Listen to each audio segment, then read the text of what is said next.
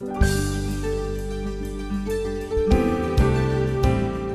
Marie, dans ce lieu merveilleux que tu as suscité par ta tendresse, comme dans tous les autres lieux, Lourdes, Fatima, et pas loin d'ici, la Salette, c'est toi qui suscites cette tendresse, cette paix, cette joie qui vient de ton Fils. Nous voulons nous mettre, Marie, à l'écoute avec Jean-Paul II, Saint Jean-Paul II, de ce grand mystère de ta présence dans l'Église et dans le monde. Réjouis-nous, Marie, comblée de grâce, le Seigneur est avec toi. Bénie entre toutes les femmes, et Jésus, le fruit de ton sein, est béni. Sainte Marie, Mère de Dieu, prie pour nous pauvres pécheurs, maintenant et à l'heure de notre mort. Amen. Marie, Reine de l'univers, Notre-Dame du Lot, Saint Jean-Paul II, nos saints anges gardiens, veillez sur nous. Amen. Voilà, on est prêt. Et c'est comme ça la vie chrétienne. Il faut vraiment plonger sans arrêt, plonger dans le cœur de Dieu avec Marie. Marie, c'est la mère de cristal. Aujourd'hui, vous savez, dans l'Apocalypse, il y a vraiment ce très beau passage, et je l'interprète comme ça en tous les cas. On a ce matin, j'ai entendu de loin, parce que j'étais avec quelqu'un, j'étais en prière, et j'ai entendu qu'il était reçu dans la prière Apocalypse 12. La femme, le signe merveilleux dans le ciel de cette femme revêtue du soleil, les pieds sur la lune, ça veut dire que c'est la victoire sur les puissances des ténèbres. Et cette femme, en même temps, elle est fragile, elle est toute petite. Et elle est déjà victorieuse, parce qu'elle est revêtue du soleil. Elle est cette mère de cristal. C'est pour ça que je fais le lien dans l'Apocalypse entre Apocalypse 12 et Apocalypse 15, où il est parlé de cette mer de cristal. Et les justes se tiennent au bord de la mer de cristal. Alors ça veut dire quoi? Je me suis longtemps posé la question. Il me semble que ça veut dire que Marie, c'est une mère immense parce qu'elle a porté Dieu. Elle a porté le Fils de Dieu. Et donc, elle est cette mère immense. Il y a un auteur ancien, Gauthier de Coincy, qui a cette parole magnifique. Marie est mère, une mère, et en même temps on peut jouer sur le mot mère, que nul n'épuise. Plus y trouve, qui plus y puise. Voilà, ça c'est la sagesse des enfants de Dieu. Il faut puiser dans le cœur de Marie, c'est magnifique. Et alors on va voir, on a cette arme absolue. Mais enfin, on va en parler tout à l'heure, parce que sinon je vais sauter des chapitres. Alors, en entendant mercredi soir cette belle veillée, toutes les veillées, hier soir c'était une merveille, toutes les belles choses que le Seigneur a fait dans nos cœurs, et en entendant la petite Stella, Marie, le petit Richard, je ne sais pas s'il est là, mais enfin peu importe, et je me disais, waouh, 2 pasteurs qui prêchent maintenant, qui sont catholiques, sur Marie et sur l'Eucharistie. Waouh! Qu'est-ce qu'il est fort le Saint-Esprit! Et petit à petit, je disais, ah, mais ça va être encore... Ça, c'est déjà génial. Mais je me disais, un jour au Festival Marial, il y aura 2 anciens imams qui vont prêcher sur l'Eucharistie et sur Marie. Et ça vient, quoique les apparences et l'histoire, avec encore cet attentat hier dans le train, qui miraculeusement a été détourné, ben je vous en reparlerai, mais peu importe, il ne faut pas se laisser troubler. Alors c'est pour ça que je dis qu'on a l'arme absolue, mais je vais y revenir. Et nous allons vivre avec nos frères et sœurs musulmans le djihad de l'amour. Voilà. Et c'est le bon, celui-là. C'est le vrai. Alors, frères et sœurs, on va écouter Jean-Paul II. Et toute bonne théologie, c'est une théologie qui s'intéresse à la finalité. N'oubliez jamais ça. La finalité. Parce que si on n'a pas les yeux fixés sur la finalité, on est cuit. On est désespéré, on n'en peut plus. Et les premiers chrétiens vivaient cela d'une manière admirable. Ils croyaient que Jésus allait arriver dans 3 jours. Bon, ils se sont aperçus que c'était un peu plus long que ça, évidemment. Mais quand même, ils étaient vigilants, ils étaient dans la joie. Et aujourd'hui, on a perdu ça dans l'Église, mais c'est en train de revenir très fort. Cette joie de savoir qu'il va revenir. Vous savez, alors on peut dire, non. Et puis on peut dire aussi, oui, ça détourne de... Non, ça détourne de rien du tout, parce que si tu n'attends pas Jésus, tu ne seras pas témoin dans le présent, dans le quotidien, dans le réel. Il y a une connexion extraordinaire entre le désir de son retour et l'évangélisation. On ne peut évangéliser que si vraiment on l'attend. C'est comme une fille qui est amoureuse. Vous n'avez pas vu dans les aéroports, elle attend son bien-aimé ou un garçon qui attend sa bien-aimée. Ah, ils sont là, l'avion, alors tel vol. Ah, c'est celui-là. Puis je regarde des fois ça, c'est génial. Puis jusqu'à ce qu'il soit dans ses bras. Est-ce qu'on est aussi amoureux du retour de Jésus? Ne répondez pas trop vite. Hein. Ça me fait plaisir, votre réponse, mais il faut vraiment l'actualiser. Alors la bonne théologie, c'est la théologie qui s'intéresse à la finalité. Nous sommes intéressés à ce retour du Christ. Et ce retour du Christ, nous savons qu'il y a une mission toute spéciale de Marie, ce que j'appelle une géostratégie de tendresse. Marie, elle a un plan d'amour extraordinaire. Et toutes ces apparitions, c'est la continuation de la parole de Dieu, c'est la continuation de la visitation. Elle fait des visitations, elle prépare. Alors pourquoi elle apparaît là, pourquoi elle apparaît là, pourquoi elle apparaît là? Bon, il n'y a pas donné des raisons. Mais il y a des raisons qui nous échappent. Elle le sait, parce qu'elle est envoyée par la très sainte Trinité. Elle l'a dit plusieurs fois. Alors nous devons prendre la main de Marie et la consécration à Marie, la consécration plus précisément pour moi au cœur immaculé de Marie. Parce que je ne sais pas si vous avez remarqué à Fatima, alors évidemment je suis un fan de Fatima parce que je suis né là-bas, j'aime tout l'île de Palestine, qu'est-ce que j'aime Lourdes, qu'est-ce que j'aime la Salaise, qu'est-ce que j'aime Notre-Dame du Lot, partout elle est passée, wow, elle est là quoi, hein, voilà. Eh bien, à Fatima elle se présente son cœur immaculé avec une flamme d'amour. Et cette flamme d'amour, c'est tout son amour pour Jésus et c'est tout son amour pour nous. C'est les deux grands amours de Marie qui n'en font qu'un. Et Jésus a dit, voici ta mère. Et en accueillant Marie, nous accueillons cette flamme d'amour. Mais cette flamme d'amour, c'est le Saint-Esprit. Ça, c'est une réalité. Marie, inséparable de son Fils, inséparable de l'Esprit. On n'en parle pas assez. Grignon de Montfort, dans la vraie dévotion, je vais y revenir, dans le secret de Marie, il a vu ça d'une manière spirituelle et théologique absolument remarquable. Alors Jean-Paul II, il a été comme nous, bien sûr, il a fait des chemins, il a creusé sa foi, bon. Et alors, la première chose que je voudrais dire en introduction, c'est que si on veut voir de nos yeux ce que ça signifie, ce que ça veut dire la consécration à Marie, ben regardez Jean-Paul II. C'est le chef-d'œuvre d'une vie consacrée à Marie. Il a prêché le Christ partout. Ça a été un contemplatif, il disait le rosaire tous les jours, il adorait Jésus pendant des heures, y compris la nuit. Quand il arrivait dans un lieu, il descendait de l'avion, où est-ce qu'il y a une chapelle? Alors, il y avait la chapelle, puis il y avait un programme, évidemment. Et alors il se mettait, il comptait Ave Marie, il avait le chapelet à la main, devant Jésus.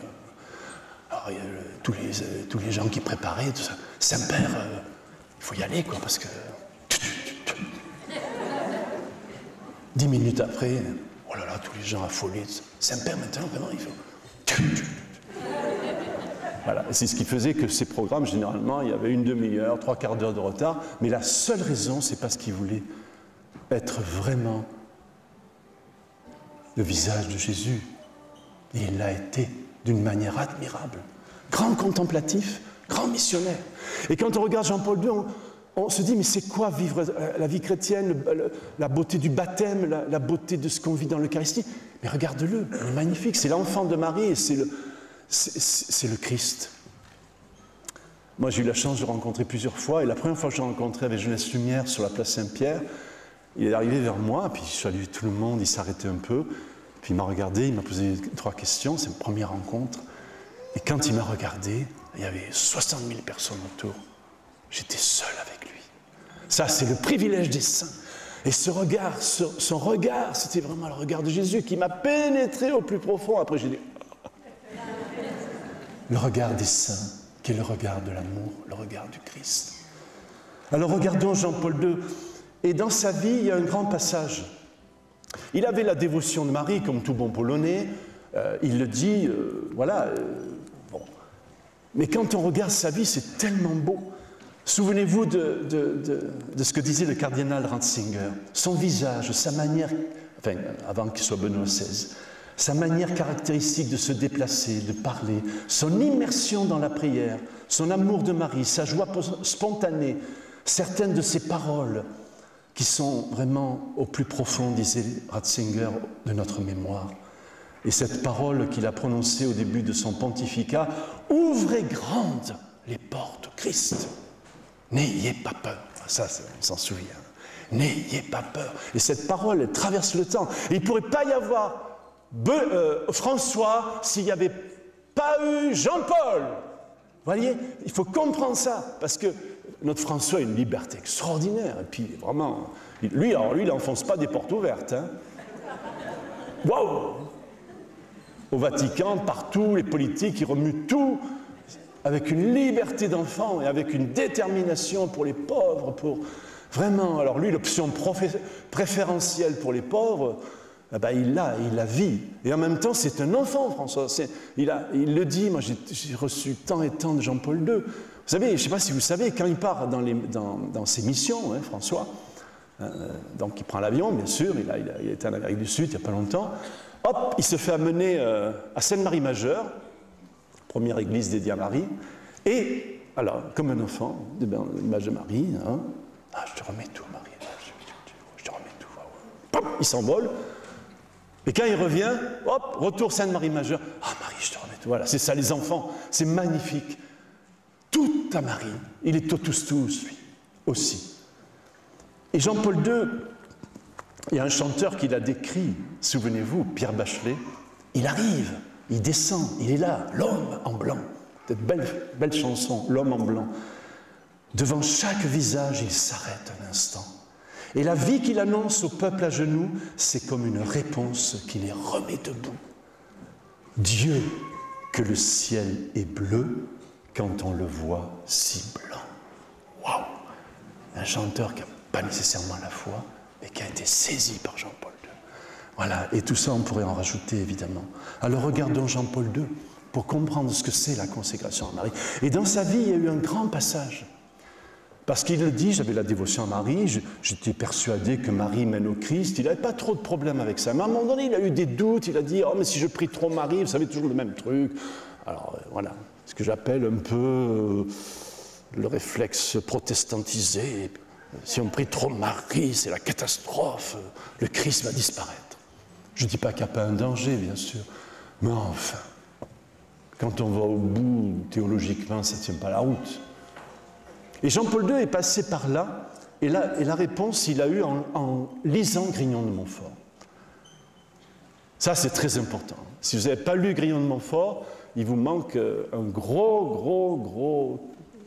Vous avez un gros handicap pour connaître Marie. Parce que alors lui, il a été vraiment le chantre de Marie, comme un Saint Bernard, bien sûr, il y en a d'autres, comme un Saint Jean de Damascène, déjà dans les premiers siècles. Les enfants de Marie, il y en a beaucoup. Hein. Mais Grignon de Montfort, Jean-Paul II l'appelle un théologien de classe. Alors, venant d'un pape, quand même, c'est énorme. Hein. Un grand théologien. Et voilà ce qu'il nous dit. C'est alors que le traité de la vraie dévotion fut pour moi une aide précieuse. Donc une aide précieuse, ça veut dire que tout d'un coup, il y a quelque chose qu'il a pigé, qu'il a compris. J'y trouvais la réponse à mes doutes. Donc ça veut dire, voilà, il est passé par là, Jean-Paul II. Et vous savez, il écrit ça dans son beau livre, pour un pape, c'est quand même assez étonnant. Ma vocation, don et mystère. C'est un très beau livre où il partage l'intime de son cœur. Il était pape quand il a écrit. Voilà, et il dit, Marie nous rapproche du Christ, nous conduit à Jésus. Bon, ça c'est une évidence. Mais le traité de Grignon de Montfort, dans un style, c'est vrai, un peu emphatique, qui peut-être nous surprend, mais la substance des vérités théologiques qu'il contient, dit Jean-Paul II, est incontestable. Cet auteur est un théologien de classe. Sa pensée sur Marie s'enracine dans le mystère trinitaire et dans la vérité de l'incarnation du Verbe de Dieu. Et alors Jean-Paul II dit « j'ai compris ». Donc ça veut dire que dans notre chemin de consécration, chacun en est là où il est, bien sûr, avec Marie. Mais je pense que tous on a, plus ou moins, mais toujours d'une certaine manière, recevoir comme une nouvelle lumière. Parce que si on n'a pas cet instinct filial, et que j'appellerais un instinct sacramentel, un instinct baptismal, parce que le jour de notre baptême, on reçoit la grâce qui nous unit à Jésus. Ça, le baptême, c'est quelque chose de fou.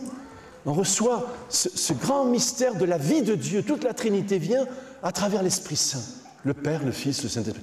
Donc, cette bombe atomique d'amour qui est là, qu'on porte comme une femme porte un enfant, elle est là, elle est cachée, mais elle est en nous. C'est ça le mystère du baptême.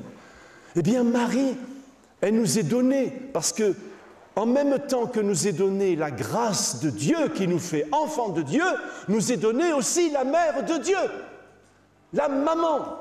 Et si on ne se rend pas compte qu'on a reçu en même temps la grâce qui nous fait enfants de Dieu, la maman, eh bien on se prive de quelque chose de extrêmement dommage. Quand Jésus dit sur la croix, « Voici ta mère », toute l'Église, depuis des siècles, l'a interprété à travers Saint Jean. Jésus nous remet à Marie. Et on était tous là, tous. Vous allez me dire, oui, mais c'est il y a 2000 ans. Non, non, non, non. Dans le mystère de la foi et dans le mystère de l'Eucharistie, nous étions tous là. Et ce n'est pas moi qui le dis, c'est le catéchisme de l'Église catholique. J'aime tellement ce passage. Quand Jésus subissait sa passion, quand il souffrait sur la croix, dit le catéchisme, tu étais là dans son cœur. Et Marie était là, au pied de la croix. Et chaque Eucharistie, c'est l'actualisation de ce grand mystère, où il y a à la fois c'est un mystère pascal, où il y a le jeudi soir, grande scène, l'unique Eucharistie.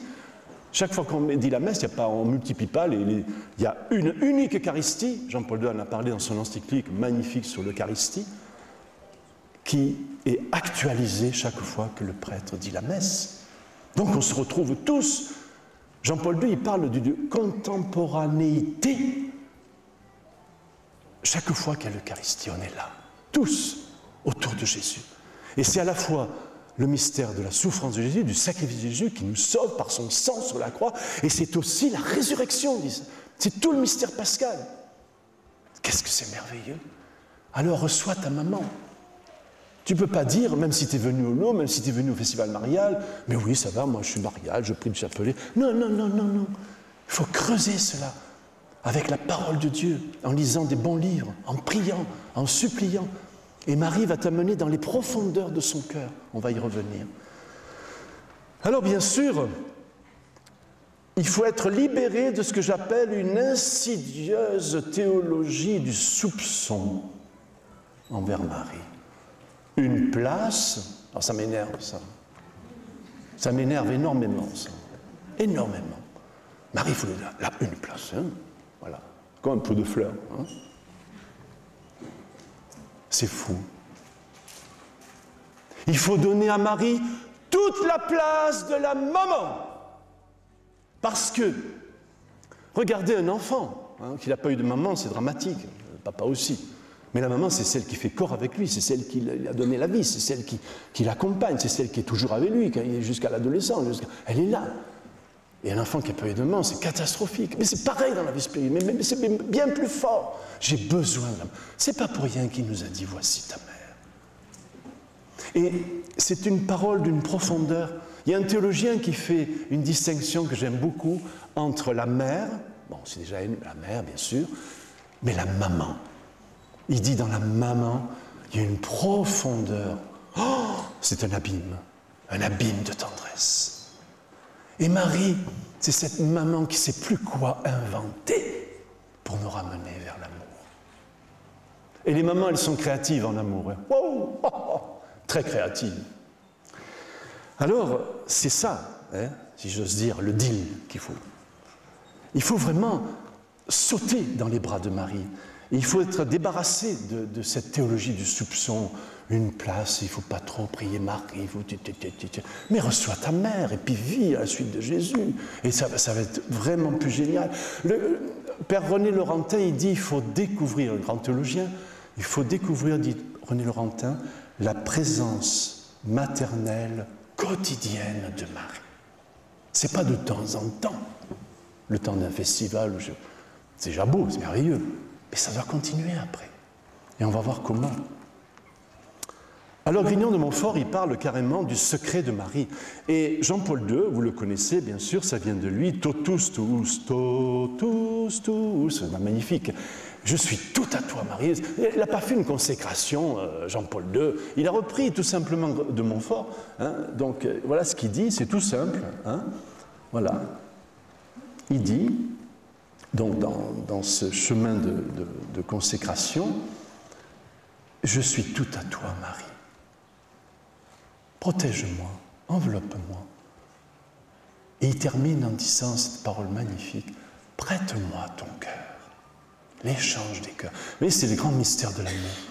Et le mystère de Marie dans nos vies, c'est ce cœur, alors le nôtre ne va pas disparaître, mais il va être transfiguré dans le sien, sans qu'on s'en aperçoive. Parce que Marie, elle est toute humble, elle ne ramène pas à elle est effacée.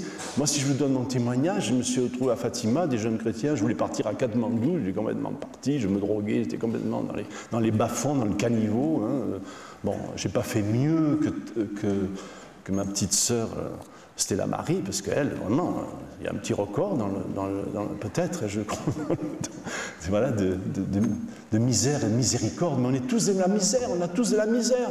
Il y a pas bien sûr, il y en a, c'est plus saillant, voilà, c'est incroyable, ça manifeste justement la miséricorde, mais on est tous des pauvres, on est tous. Tant qu'on n'a pas compris ça, on n'est pas chrétien. Qu'est-ce que c'est être chrétien? C'est découvrir que c'est impossible de suivre le Christ. C'est découvrir que je suis dégueulasse quelque part. C'est découvrir que excusez-moi, mais ça a été dit, vous savez, hier, notre cher évêque, notre cher Dominique, que je connais depuis longtemps, avec un frère avec qui j'ai évangélisé dans les rues de Paris, il n'était pas encore évêque, et il a rencontré ce pauvre devant la porte qui était toujours là quand il était sur Paris, tout ça, et puis il dit, bon, mais là, froid, tout ça, je n'ai pas trop d'argent, c'est tout. Mais ce qui est terrible, c'est que je suis considéré comme une merde. Et il ne faut pas trop regarder ça de haut, en disant, oh, ben, nous, c'est quand même, non, pas jusque-là, quoi, comme maintenant. Que nous sommes orgueilleux. Et la place de Marie, la mission de Marie, c'est de découvrir ça. Et il y a un séisme là. Et ça a été le séisme de tous les saints. Impossible, cheminable. La petite Thérèse, alors là, a pris ça en plein dans les gencives. Après un an de Carmel, c'est arrivé, prier pour les prêtres, elle priait. Bon, elle avait le tonus, la petite Thérèse. Thérèse, c'est une allumée. Hein. Pour trouver plus allumée que petite Thérèse, là, il faut se lever de bonne heure. Hein. C'est une allumée du Saint-Esprit. Bon. Et puis, au bout d'un an et demi, on dit, mais j'arrive pas, mais je ne peux pas être carmélite, j'y arrive pas. Elle a failli sortir, d'ailleurs. Voilà, l'effondrement. Et c'est là qu'elle est née. Et c'est là qu'est sorti le petit oiseau. Fameux petit oiseau du manuscrit B, dans l'histoire d'une âme merveilleux. Moi, je le relis régulièrement, ça me remet les idées en place, et le cœur en place aussi. Le petit oiseau, il est là, il n'a pas d'ailes, il a très peu d'ailes, donc il est appelé, il voit les grands aigles, les saints, tout ça, mais lui, il ne décolle pas, il est là. Voilà, c'est chiant, hein. C'est dramatique, même. Ah, Thérèse dit, oui, d'accord, c'est vrai, cette vérité, elle est là. Hein. Mais moi, j'ai les yeux et le cœur des aigles. Waouh! Alors là, ça change tout. Est-ce que nous avons les yeux, le cœur des aigles? Et c'est Marie qui nous donne ça, tout en restant petit. Il ne faut pas râler d'être petit, il ne faut pas râler d'être misère. Il s'opère là l'humilité de Dieu qui rentre dans nos vies.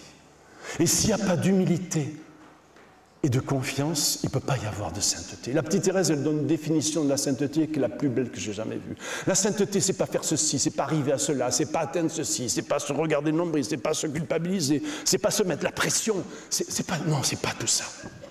La sainteté, dit-elle, c'est une disposition du cœur, une attitude du cœur. Alors ça, celle-là, il va falloir longtemps pour la voir. C'est le trésor. Et c'est le trésor de Jésus qui nous donne par Marie. Et ce trésor, elle veut nous le donner. Et Thérèse poursuit. Qu'est-ce que c'est donc? C'est une attitude du cœur qui nous rend petits et humbles entre les mains de Dieu. Ça, c'est la première partie. C'est la terre, l'humilité, le petit oiseau qui ne décolle pas. Et la deuxième partie, parce qu'il n'y a pas la deuxième partie, c'est dramatique, évidemment. Très dramatique. La deuxième partie, c'est une confiance jusqu'à l'audace en la bonté de son cœur de Père. Voilà la belle définition de la sainteté. C'est magnifique. Et ça, c'est très juste. C'est juste spirituellement, c'est juste théologiquement. Et c'est ça qu'elle veut nous donner, Marie. Le secret de Marie, il est là. Et Thérèse dira, « Oh, qu'est-ce qu'on est heureux !» en regardant Marie. On est plus heureux que la Sainte Vierge. Ah bon? Alors quand j'ai lu ça, je me dis, elle va un peu loin, là, elle délire un peu. Mais oui, on est plus heureux que la Sainte Vierge, parce que la Sainte Vierge, elle n'a pas de Sainte Vierge à aimer. Ça, c'est génial. Ça, c'est merveilleux. Vous pouvez applaudir, hein? Ça, c'est le génie des saints. Le génie des saints, c'est magnifique. Mais il faut se rendre compte de cette grâce. Sinon, on a encore ce cœur dur, ce cœur qui n'embarque pas, ce cœur qui se regarde trop, ce cœur... Oh, mais qu'est-ce que c'est fatigant. Il faut sortir du cœur de pécheur. Il faut être un fou, oui. Et j'aime beaucoup Dominique Rey, parce que... Vous avez remarqué, cet évêque, dans les rassemblements, il est là, il tourne, oh, il va voir celui-là, il sort son portable tout le temps. Oui, donne-moi ton adresse. Là, un jour, je lui dis, toi, t'es incroyable, tu es un évêque, tu dragues pour Jésus. Il drague pour Jésus. Magnifique, c'est magnifique, quelle liberté. Il dansait avec toi, là, ce soir. Un évêque au cœur d'enfant. Des chrétiens au cœur d'enfant. Voilà l'œuvre de Marie. Et ce tout ce, je suis tout à toi. Le petit Van, merveilleux petit Van, dont j'ai écrit plusieurs livres, voilà, qui sont dans... Mais c'est une merveille. Il a compris ça, ce que j'appelle la voix d'enfance mariale. La voix d'enfance, mais mariale. Parce que la voix d'enfance évangélique, on ne peut pas la vivre sans Marie, c'est impossible. Marie et le Saint-Esprit, toujours. Marie, le Saint-Esprit. Le Saint-Esprit, Marie. Marie, le Saint-Esprit. Un seul. Quand on dit Marie, c'est le Saint-Esprit. Quand on dit le Saint-Esprit, bon, et bien sûr, ils ne sont pas. C'est deux personnes, la personne divine, et elle est humaine, divinisée, mais humaine, mais ils sont un. Ça a débuté, cette affaire-là, par son Immaculée Conception, mais ça a débuté, le grand moment du salut, c'est à l'Annonciation. Regardez, c'est la première Pentecôte. La première Pentecôte, elle est à l'Annonciation. C'est le Père qui fait une épiclèse sur Marie, comme le prêtre fait une épiclèse sur le pain et le vin qui vont devenir le corps et le sang de Jésus. C'est ça l'épiclèse. Épiclésis, en grec, appelé sur. Et le Père, il a fait une épiclèse, il a envoyé son Fils. Et qu'est-ce que dit l'ange? L'Esprit viendra sur toi. Magnifique, première Pentecôte. Et il a pris de la chair, du sang de Marie pour faire un corps à Dieu. Wow! Alors si on dit, comme nos frères protestants, je les aime beaucoup, mes frères protestants, mais je leur dis, mon frère, est-ce que tu as compris ce qui se passe à l'Annonciation? Tu ne vas pas me dire que cette femme qui est remplie du Saint-Esprit, première Pentecôte, qui devient la maman de Jésus, ben après, à la limite, casse-toi, quoi, on n'a plus besoin de toi. Quoi. Non, mais c'est dramatique, cet aveuglement. Je n'ai rien contre nos frères protestants, mais les frères protestants, ils ont parfois, souvent un amour de la parole que je dis, ah mon Dieu. Et beaucoup de catholiques devraient les imiter. Hein. Ils sont toujours avec la parole. Hein, tu es d'accord, hein, vraiment. Donc, on n'est pas ici pour juger. On se profite, c'est ça l'écuménisme. Mais moi, je leur dis, reçois ta maman. Autrement, c'est ta beau. Non, tu décolles pas. Tu crois que tu décolles, mais tu décolles pas. Le mystère de l'apesanteur, c'est un mystère marial. Sinon, ça ne décolle pas vraiment. Ça décolle dans des illusions. Et ça, c'est vraiment casse-gueule, excusez-moi. Bon, le petit Ivan, il dit, regardez ça, écoutez, comme Jean-Paul II, Totosus, oh maman, je suis tellement petit, tellement faible. Alors je regarde le portable, combien de temps il me reste? Ouh là. Donc, enveloppe mon âme de ton cœur, une couverture d'amour. Pensez le soir, quand vous vous couchez, que vous avez froid, l'hiver va approcher bientôt, vous prenez votre couette, et le petit Ivan me dit, je vais mettre une couverture d'amour sur ma vie, c'est Marie. Me laisser recouvrir de Marie, du manteau noir. Alors, dit le petit Ivan, j'aimerai Dieu avec ton cœur. Oh, quel bonheur! Plus doux que celui de reposer, il n'y a pas de bonheur plus doux que celui de reposer dans tes bras, Marie. Bonheur intense, bonheur incompréhensible. Alors voilà, la consécration à Marie, c'est un mystère fou, incroyable. C'est pas, bon, voilà, on récite la consécration, oui, c'est bien, mais il faut grandir dans l'intelligence, je dirais même théologique de cette consécration. Qu'est-ce que ça signifie? C'est ça que j'essaie un peu de vous dire. Et les enfants, parfois, ils nous apprennent des trucs extraordinaires. Avec des erreurs, ils nous font rire. Un petit enfant, un jour, on lui disait qui? Mais alors, qui c'est Marie? Marie, ben, c'est l'immatriculée conception. Ça, c'est vraiment, c'est pour nous faire vraiment sourire. Mais il y a cette autre parole, Marie, c'est l'immaculée connexion. Et alors je voudrais me dire, est-ce que tu es connecté? Voilà, dans le langage d'aujourd'hui. Parce que si tu es connecté à Marie, alors là, tu vas avoir le très haut débit, qui s'appelle le Saint-Esprit en personne. Le très haut débit, c'est le Saint-Esprit. Est-ce que vous le voulez? Est-ce que nous le voulons? Alors, ça va bien se passer. Et la Sainte Vierge, elle est vraiment contente. Alors, si vous voulez, comment actualiser la consécration à Marie? Comment l'actualiser? Mais Jean-Paul II, c'est tout simple. Bien sûr, il a récité comme nous ce matin des consécrations, celle de Montfort qui est magnifique. Dans notre communauté, la Vierge missionnaire, on en a une, plein de communautés. Non, c'est magnifique, bien sûr. Mais j'insiste, parce que Marie l'a dit à Fatima, dites au cœur immaculé de Marie. C'est très important. Parce que Marie a révélé son cœur douloureux et immaculé à Fatima. Et Fatima, quand même, qu'on le veuille ou non, et c'est quand même le regard de l'Église, c'est pas pour dire c'est plus, c'est moins, les autres, c'est pas ça, j'aime pas faire des comparaisons, mais c'est quand même l'apparition, le message d'apparition qui est lié à l'histoire de l'Église. Hein, bon, Jean-Paul II y est allé, on sait très bien qu'on a compris que dans le pape voilà, c'était lui, mais il y a encore autre chose. Et Benoît XVI nous a dit, en 2010, nous y étions avec la communauté, avec la Vierge missionnaire, et il nous a dit cette parole extraordinaire. Il nous a dit, lui qui est un grand théologien et qui est mesuré dans ses paroles, hein, il nous a dit, si quelqu'un pensait que l'aspect prophétique de Fatima s'est passé, c'est une apparition, ben voilà, tout a été dit, il se tromperait lourdement. Ça veut dire qu'il y a plein de choses à venir qu'il y a dans le message à Fatima, comme dans d'autres messages de la Vierge, qui sont reconnus ou accompagnés par l'Église.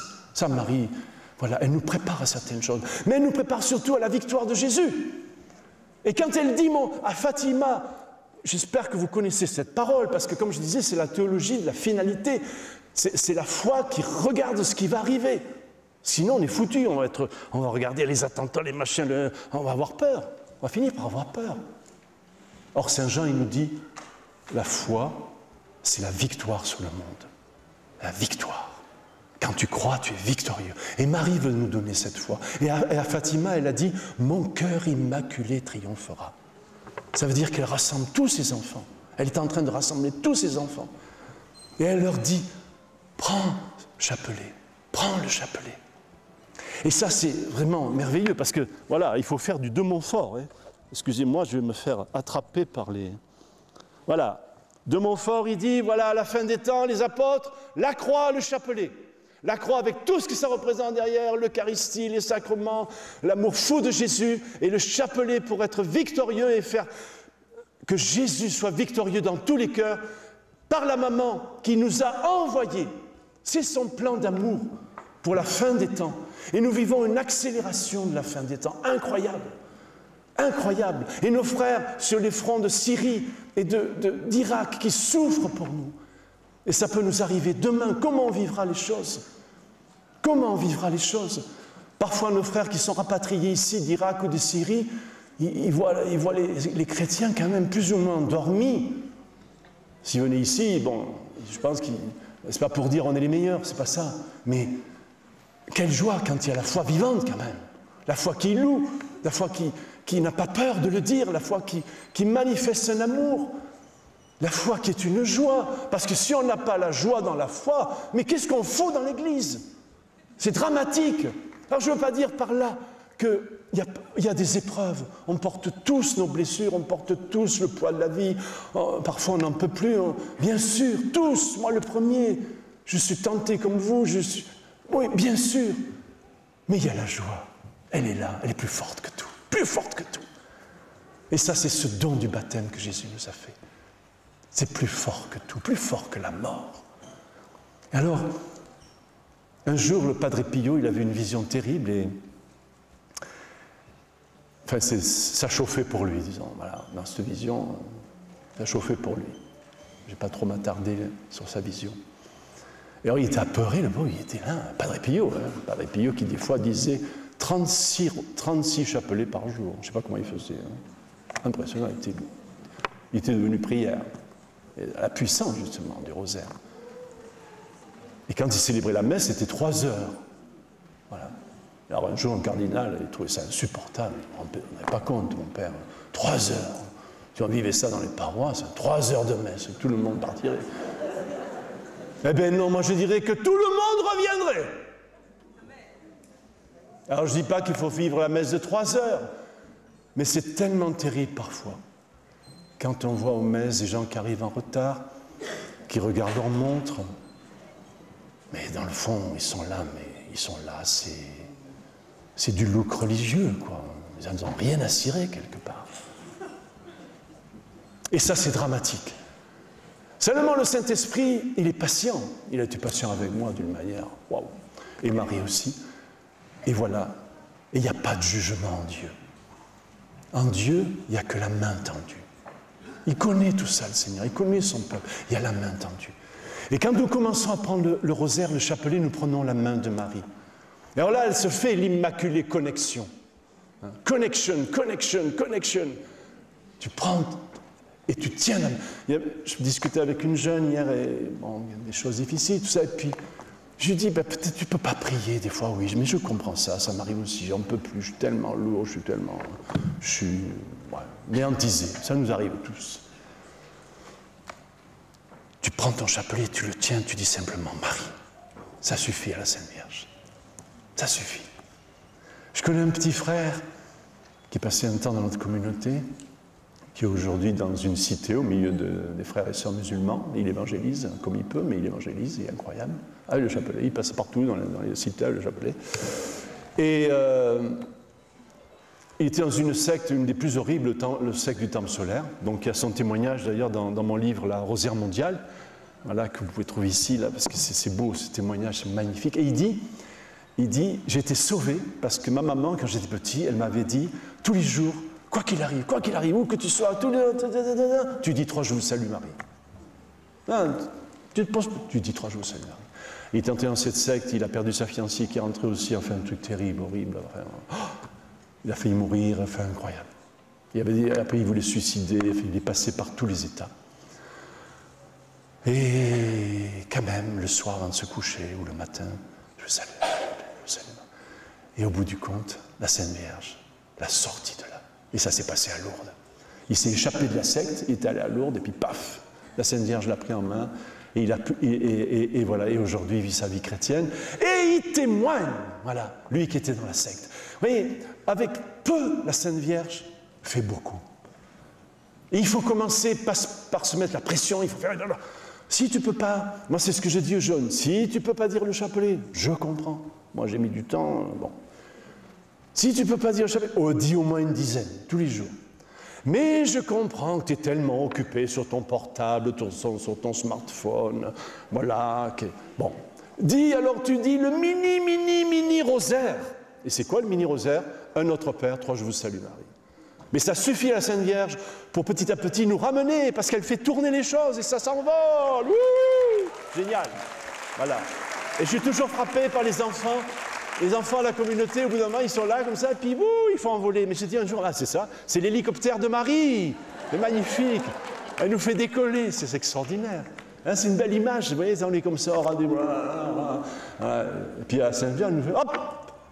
Vous connaissez l'histoire, c'est l'histoire comique au ciel. Un jour, Saint-Pierre, on lui dit, mais c'est pas possible, il y a des gens qui ne sont pas rentrés, quand ils ne sont pas passés par toi, Saint-Pierre, Saint-Michel-Archange, mais qu'est-ce qui se passe? Il y a des gens, on les a pas... Voilà, ils n'ont pas eu leur carte et tout pour entrer au ciel, tout ça. Vous savez, bon, c'est un peu l'image, les clés de Saint-Pierre, tout ça. Et alors Jésus, il fait une enquête, et puis d'un coup, dans un coin du ciel, il voit la Sainte Vierge avec le chapelet, comme ça. Hop, hop! Elle a tiré un autre. Et alors, c'est trop mignon. Alors, ne me faites pas dire ce que je n'ai pas dit, c'est une histoire. Hein. Je ne veux pas être accusé de dire des hérésies. Mais il y a quelque chose de juste là-dedans. Et alors, elle se retourne à Sainte Vierge, et Jésus la regarde et lui dit, « Maman ». Mais il suffit d'un regard de la Sainte Vierge pour que Jésus y craque. C'est ça l'affaire. Il a révélé un jour au Brésil à une sainte qui a fondé toute une communauté. Il a révélé le chapelet des larmes de Marie. Je le dis de temps en temps, c'est trop beau. Tout simple, les larmes de Marie. Parce que Jésus a dit à cette personne, c'est lui en personne, il lui a dit, par les larmes de ma mère, tu peux tout obtenir. Et c'est mon frère Olivier qui est là, dans sa belle revue que je vous conseille, sur les apparitions, parce qu'il ne publie des revues, dans sa revue, que des apparitions qui sont accompagnées par l'Église, qui sont reconnues par l'Église, et il y en a pas mal depuis 20 ans, qui avait publié ça. C'est très très beau, le chapelet des larmes de Marie. Tout ça pour dire que la Sainte Vierge, elle est proche de nous, et que c'est l'épouse de l'Esprit. Et nous sommes entrés dans l'accélération des derniers temps, mes frères. Il faut se réveiller.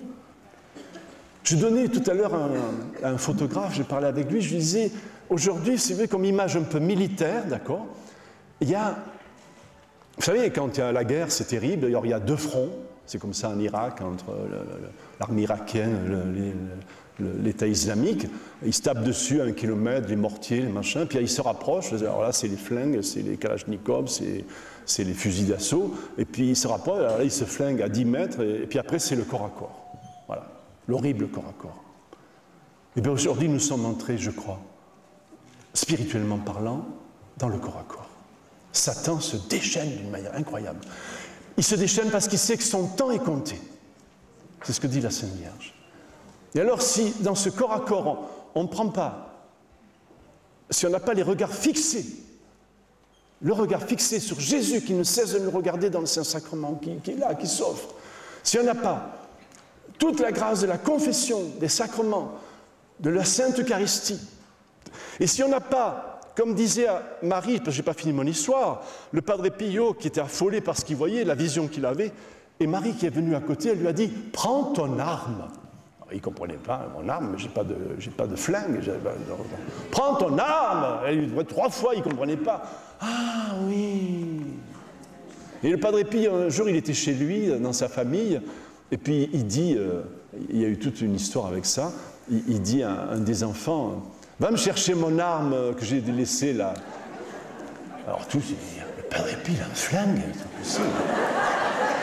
Alors l'enfant, il a obéi, mais il dit, je ne trouve pas d'arme, il dit. Mais idiot, c'est le chapelet. Voilà, ton arme. Et là, nous serons protégés. Il s'est passé, je vous donne 2 choses récentes. Nous sommes entrés dans les derniers temps, donc c'est le corps à corps. Et c'est le combat pour la paix. C'est le combat pour la victoire de la paix du Christ dans les cœurs. C'est le grand combat qui a commencé. C'est Apocalypse 12, la femme face au dragon. Et devant le dragon, on ne fait pas le poids, mais c'est évident. On ne fait pas le poids. Il nous écrabouille comme rien du tout. C'est toujours l'histoire de David et de Goliath qui continue. Le petit David, devant Goliath, il est une puce. D'ailleurs, il lui dit, je vais t'écraser, toi, la puce, là. Mais le petit David, il y va avec... Moi, il dit, moi, je viens vers toi avec le Seigneur Sabaoth. Avec le... Voilà. Et il sort sa fronde, parce qu'il visite très bien. Hein, et je claque. Et le grand Goliath tout-puissant s'écroule. C'est exactement ça notre combat. Nous sommes petits, mais nous avons la prière, nous avons le jeûne, nous avons le rosaire, nous avons le Saint-Sacrement, nous avons Jésus dans le cœur, nous avons la Sainte Croix. Hein, c'est ce que dit le Grignon de Montfort. Voilà, le chapelet en la main, la croix de l'autre. Et nous sommes déjà vainqueurs. Nous sommes déjà vainqueurs, frères et sœurs. Si on ne croit pas ça, bien évidemment, comme une souris, là, on s'en va. Le gros chat qui arrive, et voilà, on a la trouille.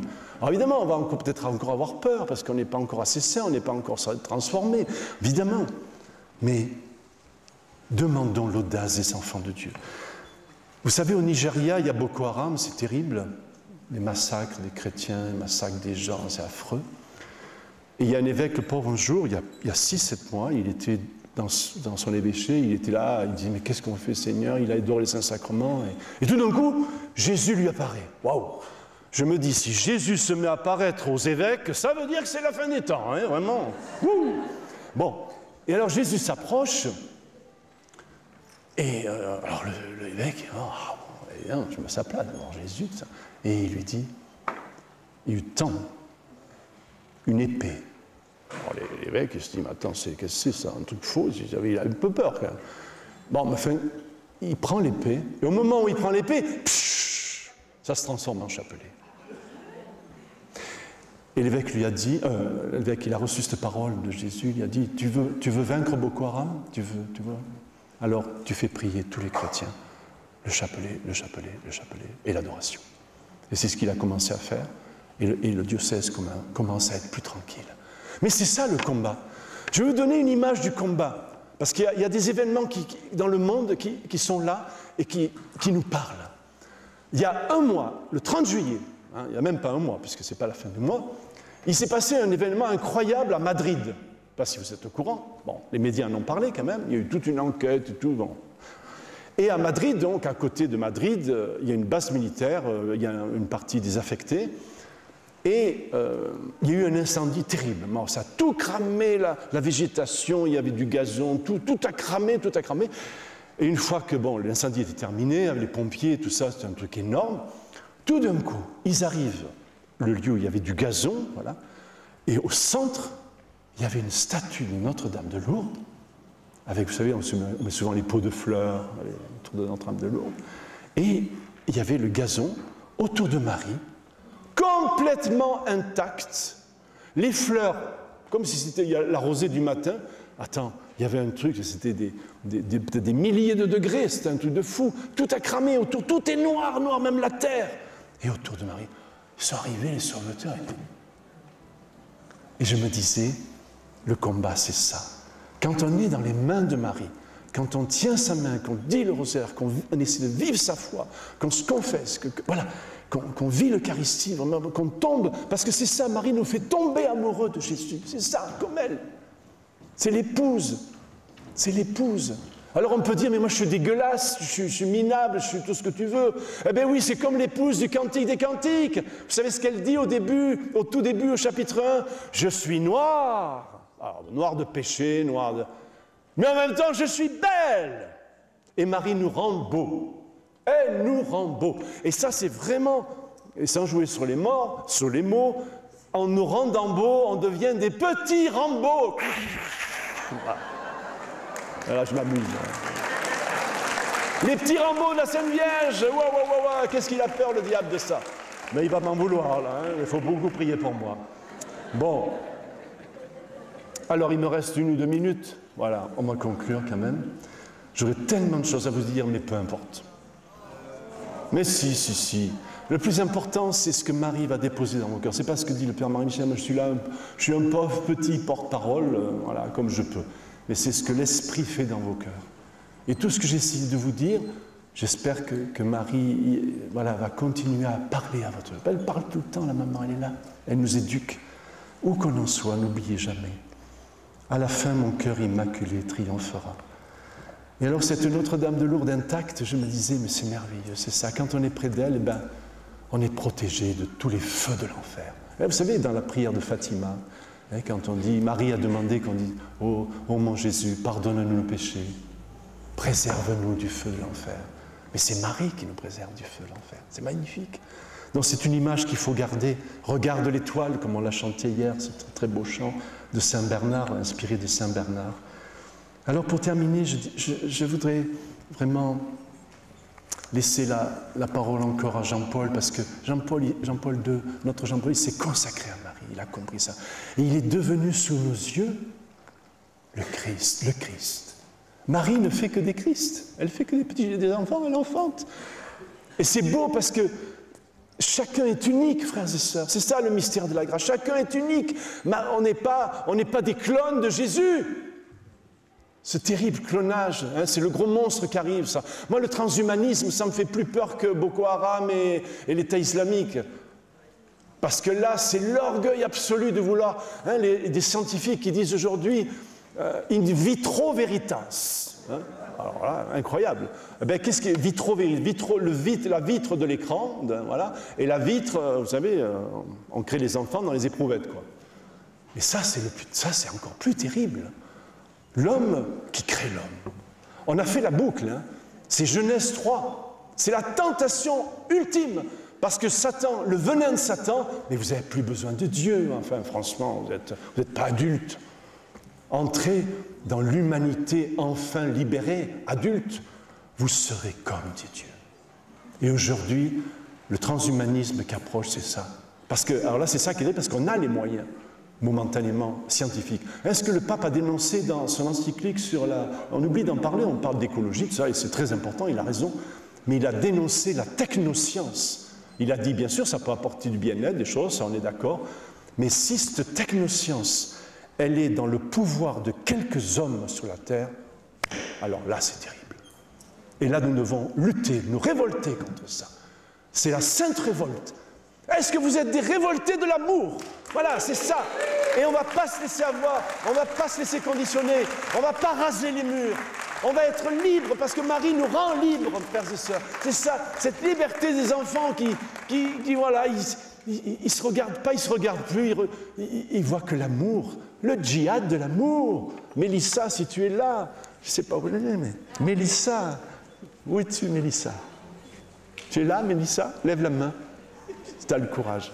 Bon, je ne sais pas. Mais voilà, le djihad de l'amour, c'est trop beau cette affaire-là. Et Jean-Paul II dit, voilà, je termine pour être sage quand même, parce que je ne suis pas très sage. Deux images, une autre image. Je me souviens de mon frère Daniel Ange, avec qui on a fondé Jeunesse Lumière. Alors Daniel Ange, c'est quel phénomène aussi, incroyable. Et il me disait, j'ai compris quelque chose quand j'étais petit. J'avais une maman qui avait une foi extraordinaire. Et un jour, je me promenais avec elle dans la campagne, et tout d'un coup, vers moi, est arrivée une vipère. Elle allait me piquer, vraiment, elle était...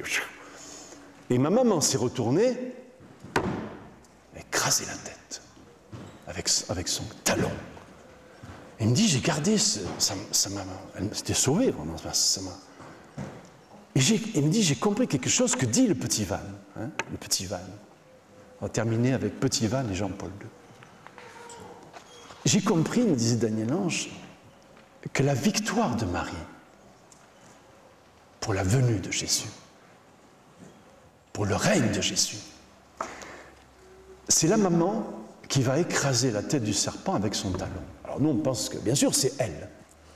C'est son plan d'amour, c'est sa géostratégie de tendresse. J'insiste, elle a une géostratégie. Mais le talon, c'est nous. Et voilà pourquoi Marie a tellement besoin, dans ses apparitions, elle dit, mes enfants, j'ai besoin de vous. J'ai besoin, nous allons faire une armée d'amour, une armée de paix, une armée des enfants qui vont vaincre l'horrible Goliath, l'horrible dragon, qui veut massacrer le plan de Dieu, qui veut massacrer la nature, qui veut massacrer le cœur des gens, qui veut leur faire croire qu'ils n'ont plus d'âme, qu'ils sont un paquet de cellules, comme on le dit pour l'avortement. Nous en sommes là, ça crie vers Dieu tout ça. Mère Teresa disait, mais c'est le plus terrible ça. On a l'OMS, il y a quelques années, et c'est un chiffre qui n'est pas tout à fait vraiment juste, elle a dit que sur les 20 ou 30 dernières années, il y a eu plus de 3 milliards d'avortements. Mais si ça ne crie pas vers Dieu, ça. Et on condamne personne, on n'est pas là pour condamner, pour dire ci, là, parce que le Seigneur, il vient trouver tout le monde, la Sainte Vierge, les femmes qui ont avorté, on pourrait donner des témoignages magnifiques. Voilà, elle tend la main, et voilà. Mais seulement, il faut s'ouvrir à l'amour de Dieu. Sinon, c'est terrible, on se durcit de plus en plus. Et alors, la Sainte Vierge, elle nous prépare, elle nous prépare. Prenez conscience de ça. Pour être vraiment de vrais chrétiens, laissez-vous préparer. Et il faut une Pentecôte. Il faut d'abord, d'accord, il faut la cénacle, et nous vivons le cénacle. La fidélité à la prière, la fidélité au sacrement. Quoi qu'il arrive, même si on n'en peut plus, on continue. Vous savez, je dis aux jeunes, vous tombez. Mais moi aussi je tombe. Mais on va se confesser, on se relève. On tombe encore, on va se confesser, on se relève, on reçoit Jésus. On tombe encore. Oh là, c'est fatigant cette affaire-là. Hein, mais c'est une espèce de gymnastique. Et c'est la gymnastique de la résurrection. Parce que qu'est-ce qui le diable ne supporte pas, c'est que tu te relèves toujours.